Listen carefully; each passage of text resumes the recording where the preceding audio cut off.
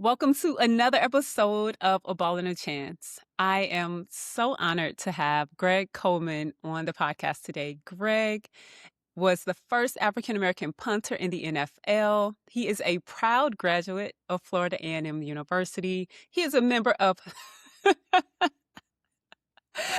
See, very proud graduate of Florida A&M. That's right. He is a member of numerous Hall of Fames. Florida A&M Football Hall of Fame, Raines High School Sports Hall of Fame, where he was an All-American. The state of Florida Track and Field Hall of Fame, Florida Sports Hall of Fame, Black College Football Hall of Fame, was the NFL Man of the Year in 1985 when he was with the Minnesota Vikings.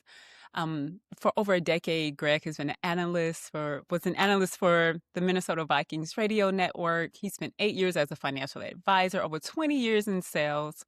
But the most important thing is that Greg is a phenomenal human, a man of God who absolutely believes in mentoring. Greg, thank you for joining me today. I'm so excited to dive in.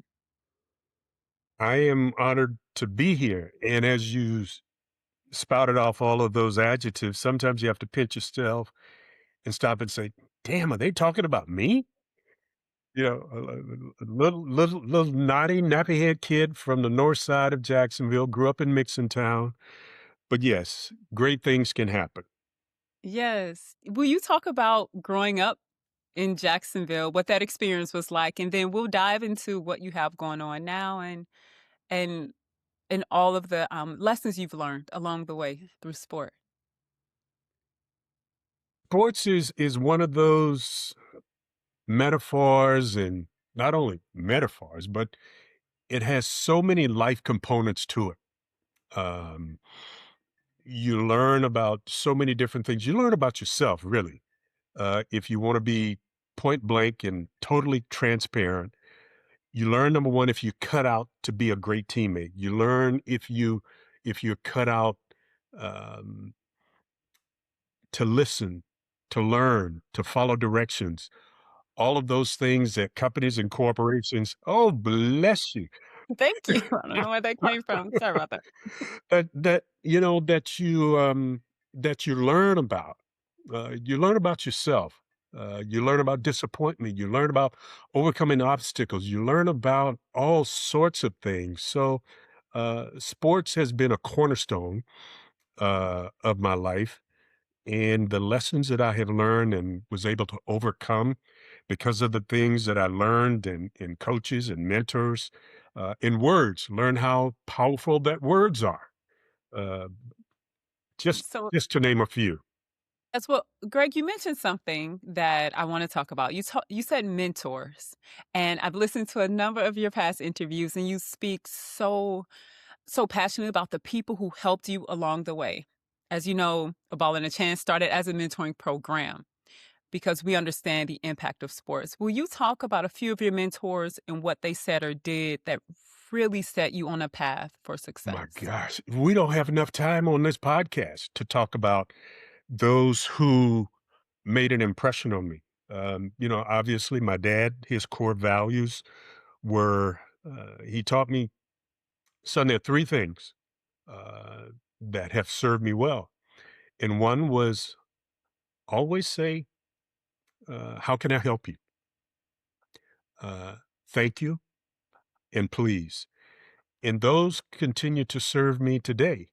Um, because if you see anybody at the top of the heap, and if they say they got there by themselves, they're lying through the skin of their teeth, because we all, Angela, are standing on the shoulders of someone who did some phenomenal things, who took time, who shared words. And I'm sure we'll get into this, how powerful words are.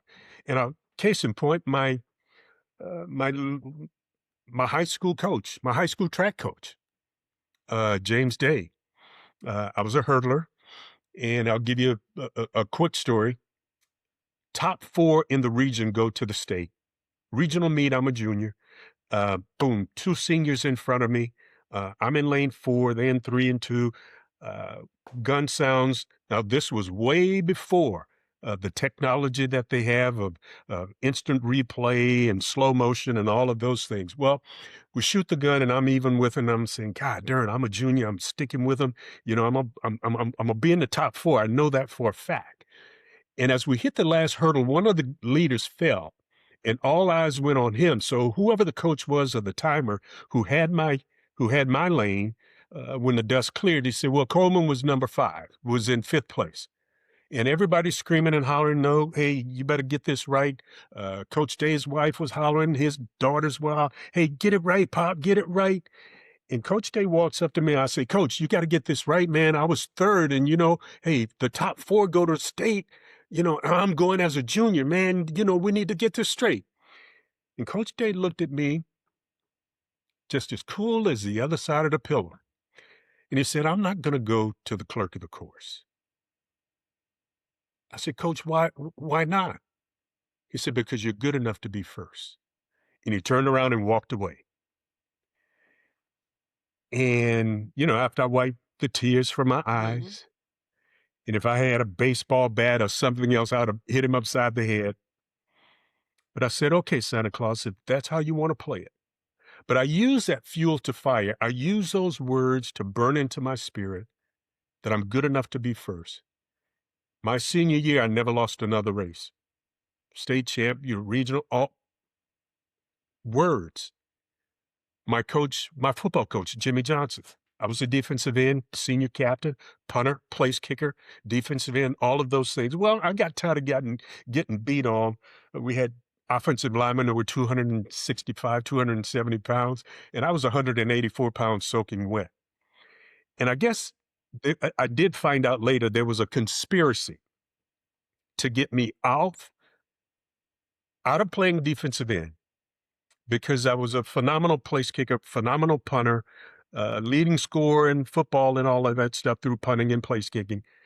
And they had to get me out of there somewhere because I heard later that if something happened to Greg Coleman, there goes our special teams, there goes our punting, there goes our place kicking, our field goals, all of that stuff.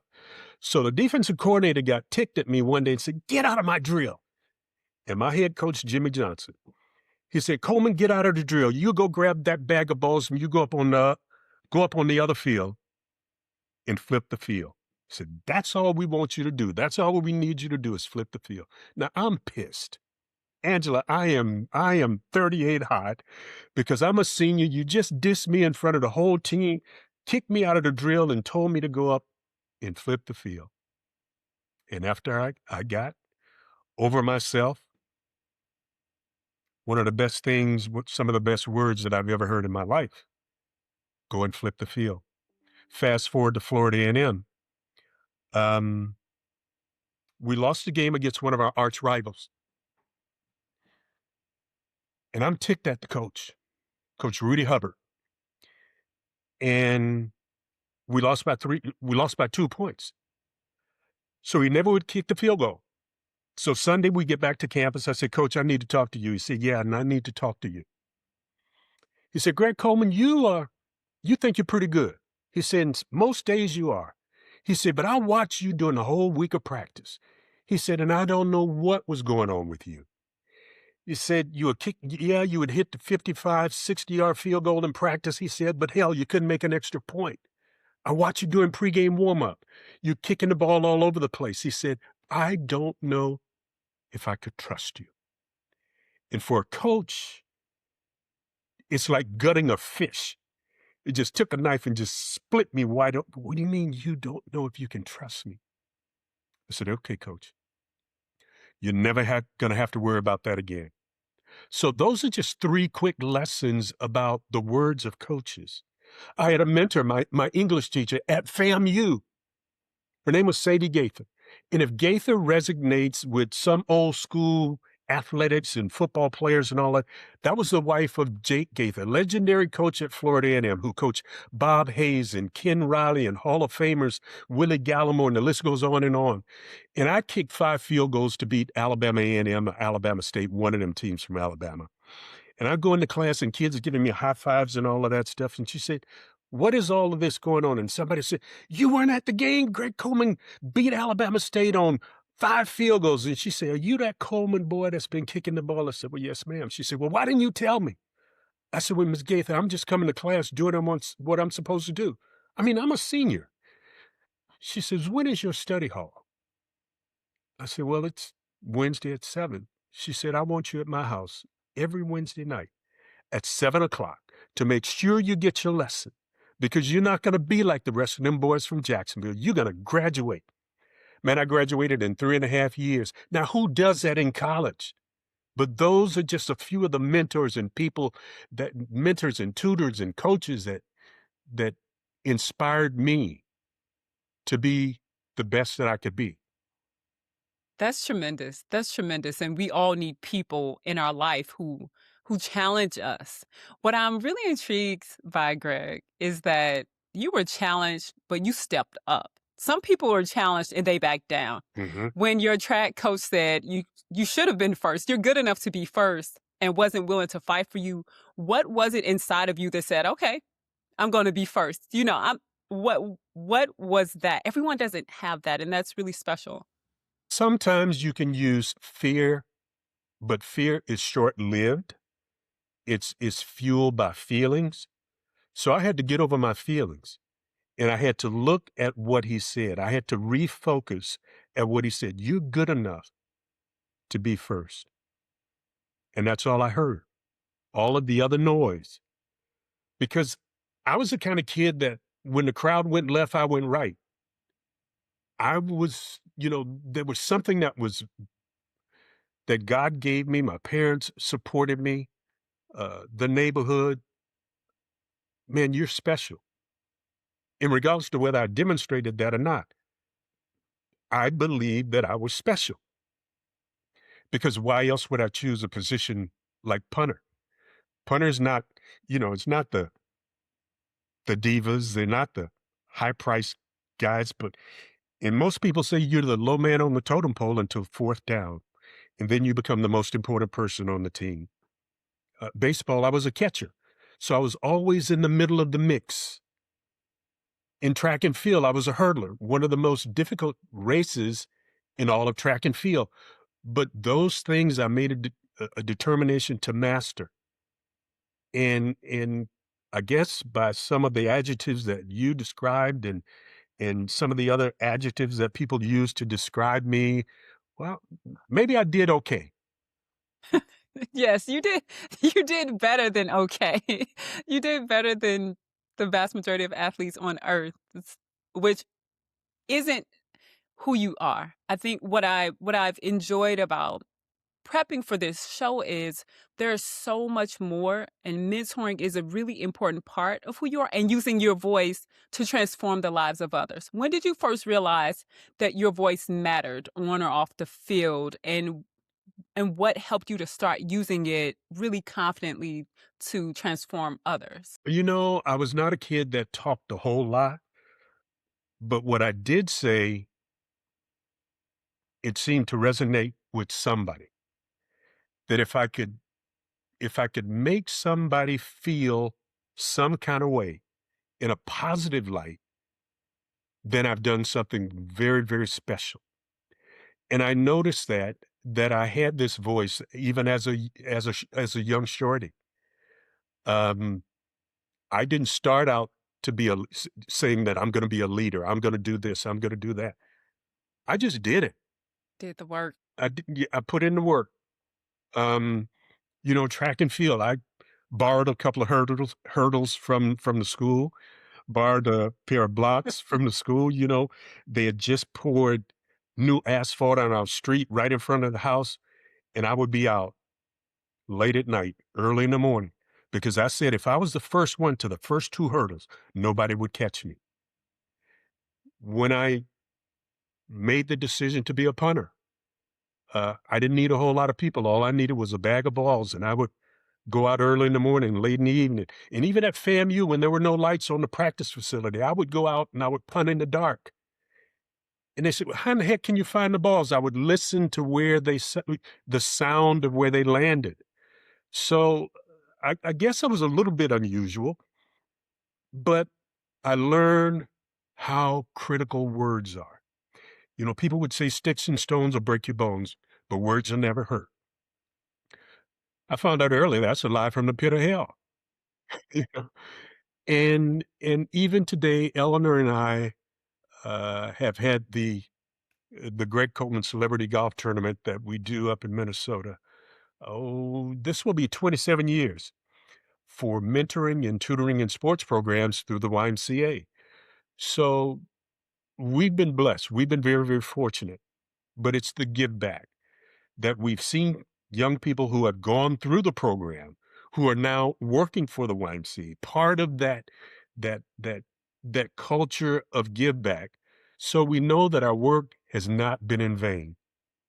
So when you Yeah. see kids and you hear kids, eh, in people that come full circle. Hey man, I remember when you did chapel for us and you told us this and you gave us that mustard seed.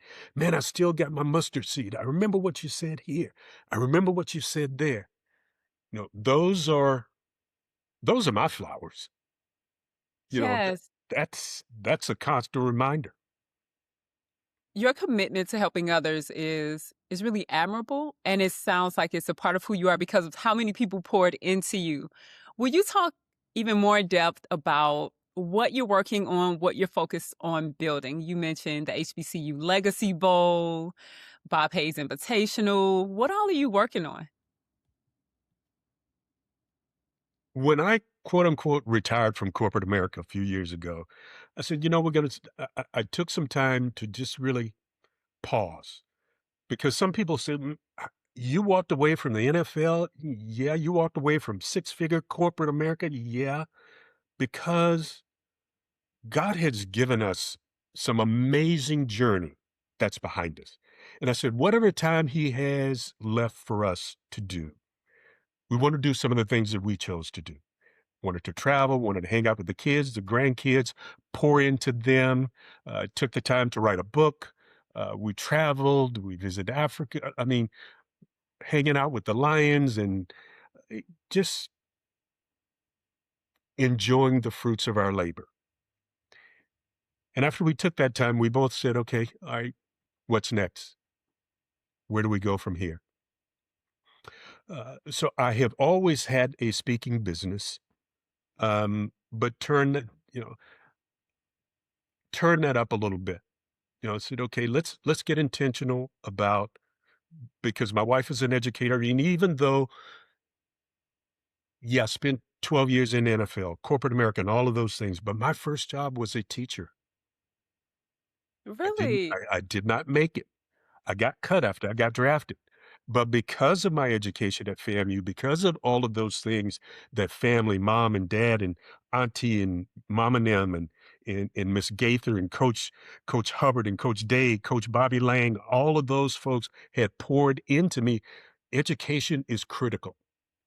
Even today, part of whatever message I share, whatever keynote I share, education, it may not necessarily be reading and writing and arithmetic, but whatever you put in your mind, nobody can take it away from you. And you can build so many amazing things with what goes into your mind, what's into your gate goes down into your heart, it's in your spirit, and then you can reproduce that. Yeah. You can nurture, you can man, God spoke the world into existence with words, and He said, "Let there be." You know, w words can create beautiful relationships. I found my wife with words. The first words that came out of my mouth when I saw her, I said, "Man, Imma marry that woman." I didn't tell her that, but I said it to myself. That's incredible. I didn't see her anymore for 6 months, and then, come full circle, I saw her again. And so, w the things that we're working on, it's not internal, it's external. You talked about, the HBCU Legacy Bowl. That was created, uh, Black College Football Hall of Fame was created by Doug Williams and James Jack Harris, men who had part of the journey. We all have our journey because back in the day, grew up in the 70s, late 60s, early 70s, and there weren't too many schools, major schools, PWIs is what we call them, that were looking for black quarterbacks and black punters, especially black punters. I had coaches that tell me, "Well, Greg, we have just got our alumni ready to accept the fact that we're going to have a black quarterback. I'm damn sure not ready for a black kicker, a black punter." So here comes Florida A&M, who gives me the opportunity and said, "Miss Coleman, we don't have any money to put an addition on the back of your house to give Greg a car or his girlfriend a scholarship." And I'm not saying that that's what those schools did, but they Mhm. made a point of telling me that. But if he comes to Yeah. Florida A&M, he can run hurdles, he can punt, he can kick, and if he goes to class, he's going to graduate. And my mom said, "Boy, that sounds awful good." And you said, "Oh, one other thing, Miss Coleman, we'll feed him 3 meals a day." My mama said, "Have you seen how much this boy, give me that damn pen." And we signed it sight unseen. I had not taken a visit to Florida A&M, but I knew this is what was that was destiny for me. That's really powerful to sometimes you just know. Like, you know that that opportunity makes the most sense for you at that time in your life, and you all are continuing to make sure that other young people have that same opportunity, so years from now, they can share that same story. Absolutely, and let me very, very quickly, we talk Sure. about the Bob Hayes track meet. There's a component of it. We have a Hall of Fame gala that Thursday on March 19th. We have the middle school meet, and we're huddled with the legends and these Olympians that we're putting in the Bob Hayes Hall of Fame. They'll share their lessons learned with over 1,500 kids. And then on Saturday, Bob Hayes track meet. We'll start in the morning, 8:30, and we'll run to 6 at night. And the amazing part is we have a scholarship component where we'll provide scholarships. I think last year was 9. These kids will go on to continue higher education, get an opportunity to see what the world is like. Because even though NFL was my profession, but it was track and field that opened my eyes to what was possible. Traveling here, doing this, experiencing. And I said, "Yeah, I want to do that. I want to be that. All things are possible." There's a verse of scripture that says, "I can do all things." And I believe that I could do anything that I put my mind to. And I was, Well, that's good. but wait, let me tell you. See, you started something here. I want to, I omitted one of my amazing mentors and coaches at Florida A&M. He was my kicking coach, my special teams coach. His name was Pop Kittles. And Pop was a very seasoned, wise coach. And I remember at practice, I'm kicking the ball down the field. I'm hitting them 50, 60, 70 yards right to the return guy. And Pop said, "Well, baby, why are you kicking it right to him?" I said, "Well, Pop, that's where he's standing." He said, "Well, hell, baby, make him do a little work." He said, "Kick it to the right or kick it to the left. Make him move to the left or the right. Make him do some work." He said, "And I guarantee you, if you do it on a consistent basis, they'll find a place for you at the next level." And I was dumb enough to believe what Pop Kittles told me because my forte in the NFL was kicking the ball to the right, kicking it to the left, and flipping the field. You can't make this stuff up, but it's those words again, those levels of encouragement, and to see the fruit of what comes out of somebody's mouth to my ears that goes down into my spirit. And then it's demonstrated over the course of a journey. You were willing to take what your coaches said and implement it. Like, you were like, "I'm willing to try." You were so coachable. And I believe coachability is one of those traits that makes a big difference in someone's ability to excel. Coachability is critical. It is paramount because you can have all of the talent in the world, but if you're not disciplined on the small things, then I always said, and I told somebody just the other day, watch the NCAA championship. I said, discipline beats talent every day of the week. You can have all the talent in the world, but if you're not disciplined enough to be disciplined in tight situations, when the shim hits the fan, when things get tight, it's all for naught. Well, that's a perfect segue. Tell us about times when things didn't go as planned. The first thing you mentioned is you never intended on being a kicker. That wasn't part of your vision initially. So someone else gave you that vision. And what are some things that didn't go as planned and what did you learn from them? Mm.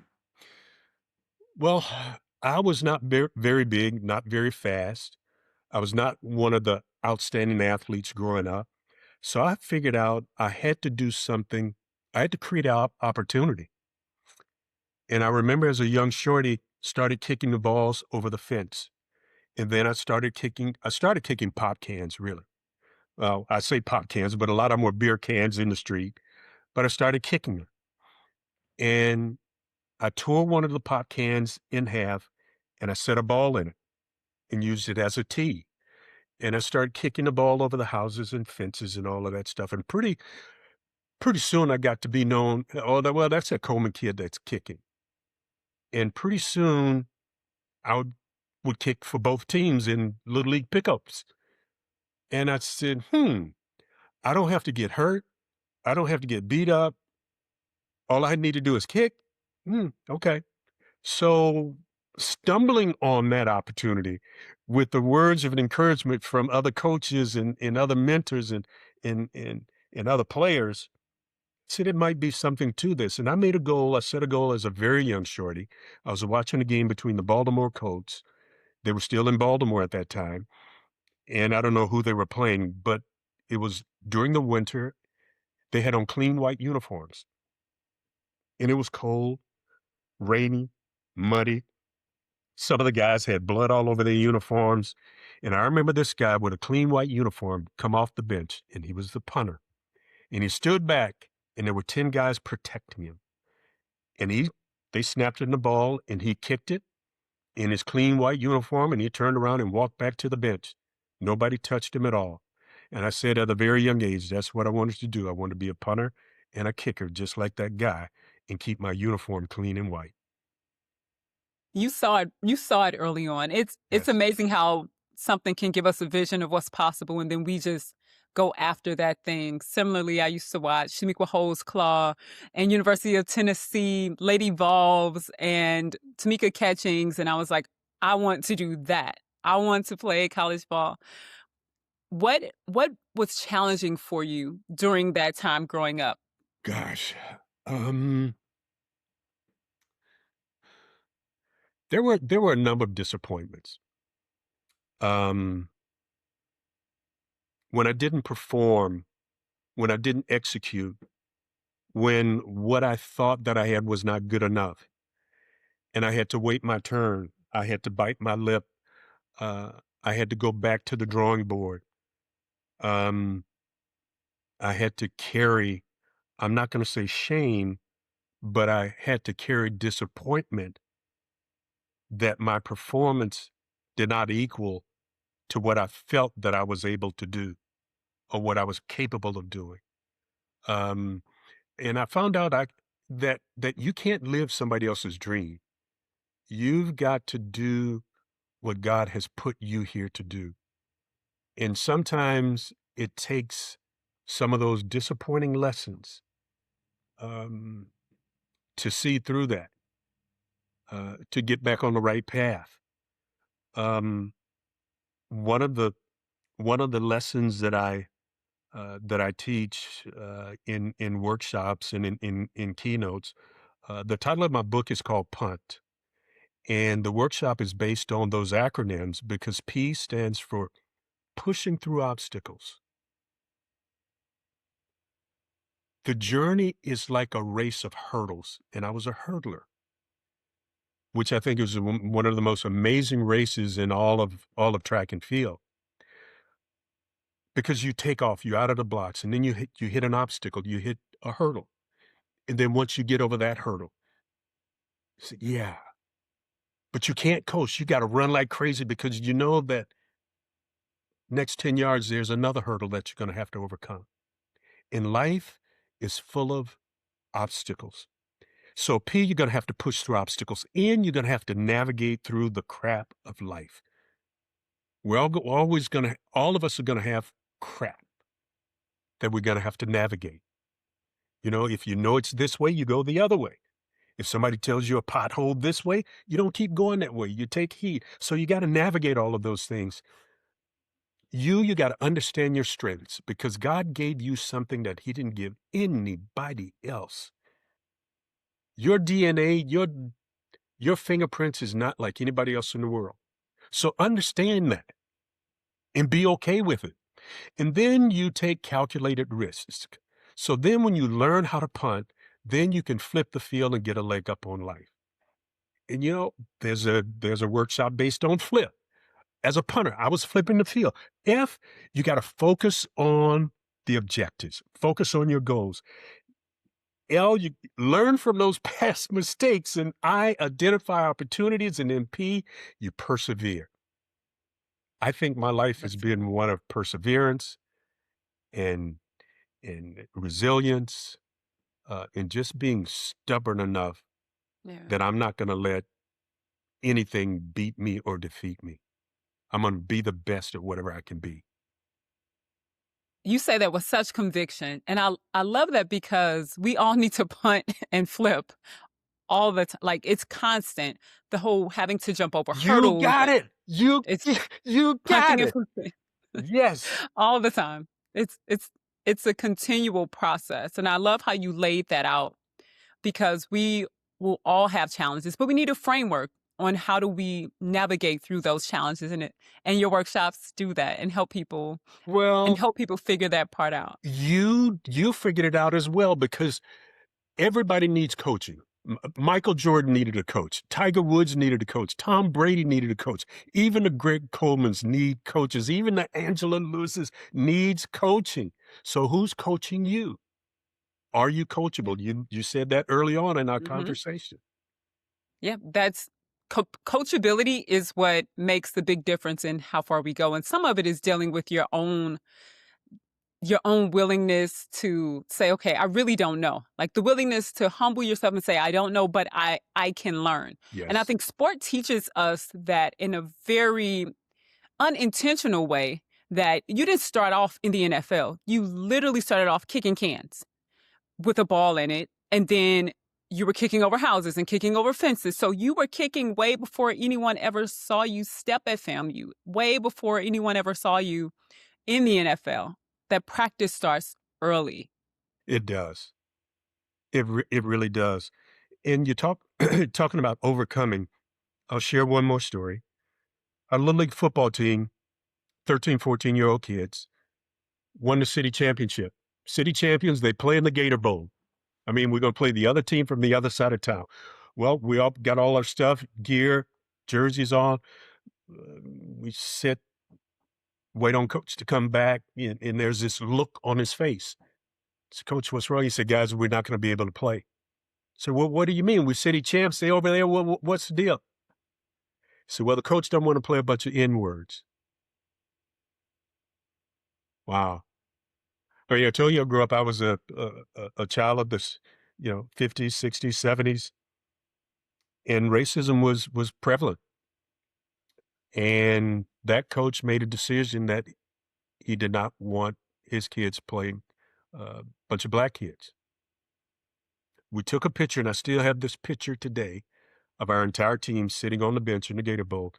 Not one, not one of us had a smile on our face.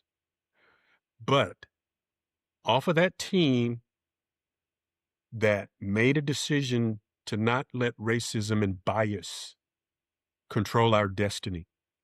There were 5 of us that put on a professional uniform.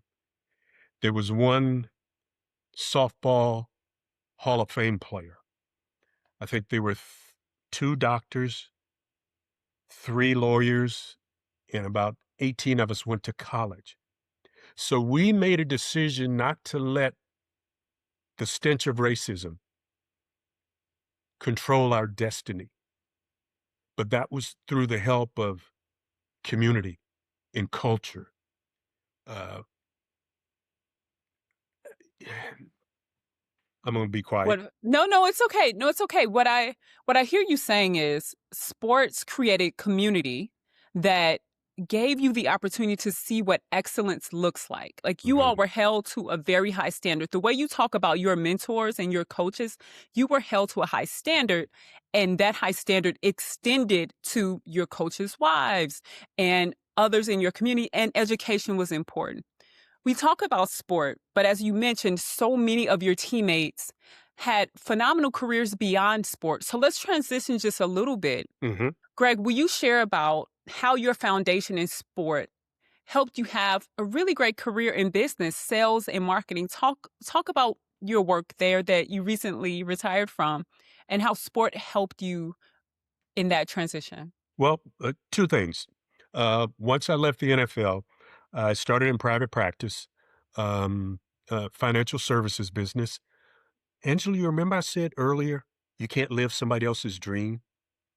Yeah. That was not my dream. Yeah, I listened to of what you could do, the Yes. possibilities, and I know I can do all things. I can do all things. And I tried it, but if I had to be true to myself, I said, I'm not happy doing this. And at the same time that my wife and I were having this conversation, a very dear friend of mine, one of my mentors in sports, he was a 3-time Olympian, a gold, silver, and bronze medalist in 60, 64, and 68, a long jumper by the name of Ralph Boston. And right, we're sitting at the table. Okay, what is our next move? She said, when was the last time you heard from Ralph Boston? And about 15 minutes later, Ralph calls and says, Bubba, I need somebody up in Minneapolis for a project. I said, Ralph, I'm not interested in that. I don't do that. He said, I don't need you to have all the technical expertise. He said, all I need for you to do is do what you do. You understand teamwork. You understand leadership. You understand what relationships are all about. I said, okay, where do I sign? And for the next 20 plus years, eventually hit that C suite, but worked with a company that was conditioned to work in silos, not work together. So as a result, they were not at the upper echelon in our industry. But I came in with a mindset of guys, number one, this is our locker room. This has to be Mhm. a trusted place. This is where we learn how to adjust, adapt, and execute a different game plan. Well, who are you to come in and tell us? It doesn't matter because let me tell you something. You can have a 30-year person that's been in the industry, and you can have a rookie who comes in with thoughts and ideas, but they all have to lean together. And the culture that I brought and the mindset I brought to that industry, to our division, eventually, did it happen overnight? No. It took persistence. It took resilience. It took a different mindset. It took leading by example. And pretty soon we took market share and we kicked the 800-pound gorillas behind because of those Amazing. things that I learned on the football field from Pee Wee to high school to Pop Warner to the pros and beyond, because the principles are the same. Sowing and reaping is both for the saint and the sinner. It does not matter. But if you're stuck on stupid, no matter how smart you are, you're not going to reap the benefits of what God has for all of us. Yeah. But we made the decision to come together. And that's why I speak so passionately about those shoulders that I stand on, Mhm. because we stand on the shoulders Yeah. of a lot of great people. Yeah, we do. We do. And you mentioned that you mentioned about how sport allowed you to build relationships. And those relationships later created opportunities. And that's part of the beauty of the ecosystem of sport is the coaches, the players, the refs, the media, everyone is connected and really gives you a chance to thrive. Angela,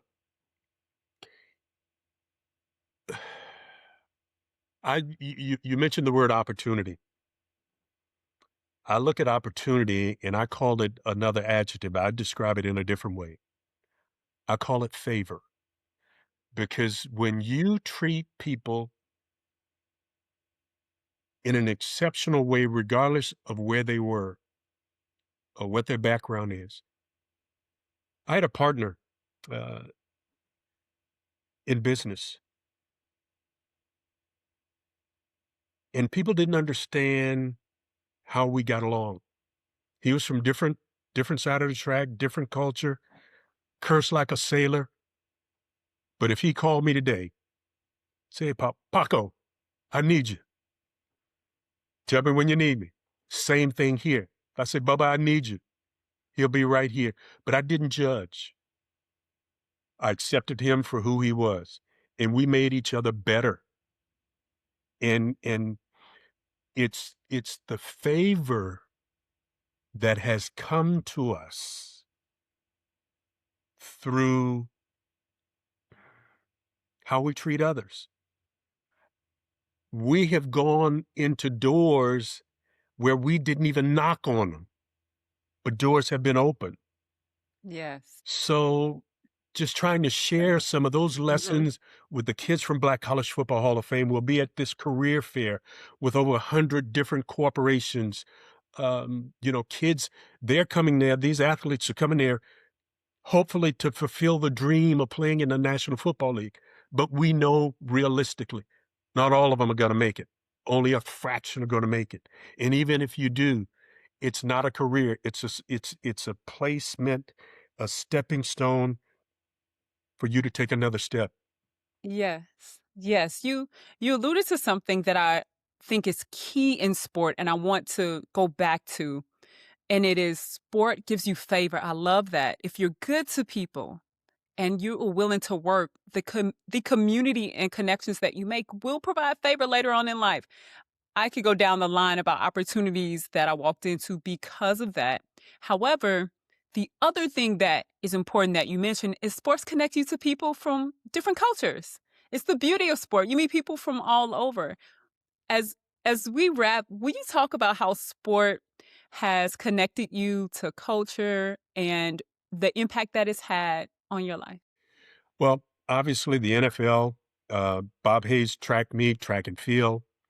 But there was one sport that I swore that I would never ever play, and that was golf. And it was my same coach, Pop Kittles, who told me, he said, "Baby, you need to take up the game of golf." I said, "Pop, that's for punks. I ain't doing that. No, no way. I'm not going to chase this little white ball." He said, "Baby, you will meet some of the most amazing people in the world.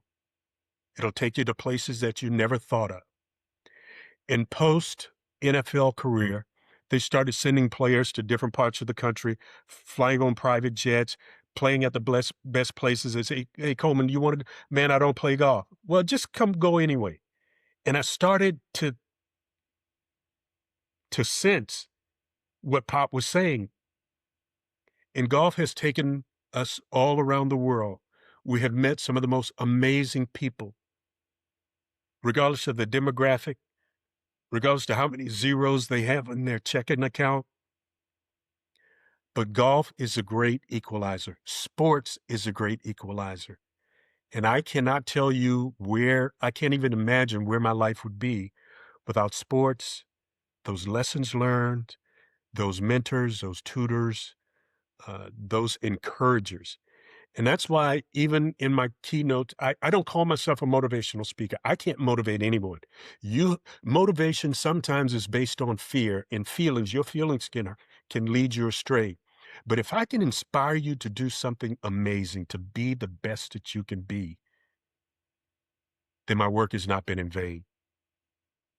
I love that. I love that. Well, you have definitely inspired me today, Greg, on this conversation. Thank you so No, much no, for no, no, no, joining no, me. no. I need 30 seconds Yes, yes, absolutely. because of one of my mentors, Gerald Irons, who played with me at Cleveland. I was a rookie.